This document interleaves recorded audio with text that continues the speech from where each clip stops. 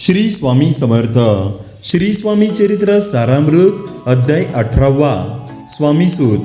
एके दिवशी सेवेकऱ्यांनी स्वामीसूताच्या गादीवर कोणास बसवायचे असा प्रश्न करताच आम्ही मोरपाखरास अधिकारी म्हणून नेमू असे श्री म्हणाले.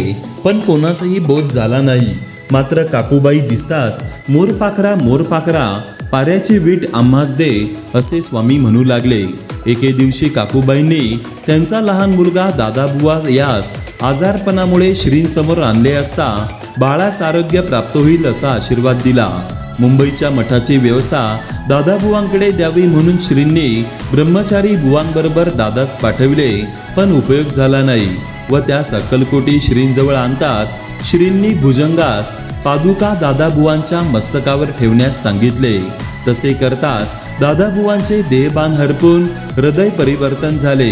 श्रींनी त्यास कफनी जोडी निशाण देऊन मुंबईची गादी चालवण्याची आज्ञा केली. गोसावी बनलेल्या दादाबुवास भिक्षांना सोडून संसारात परतण्यासाठी काकूबाईंनी आग्रह धरला. पण दादाबुवांचे मत परिवर्तन झाले नाही व त्यांनी स्वामीसूतांची गादी समर्थपणे सांभाळली. ज्यांच्या नामाने त्रैलोक्यातील कोटी जीव उद्धरले त्या श्री स्वामी समर्थ नामाचा व त्यांच्या अद्भुत लीलांच्या प्रचार प्रसारासाठी दादाबुवांनी अविश्रांत परिश्रम घेतले.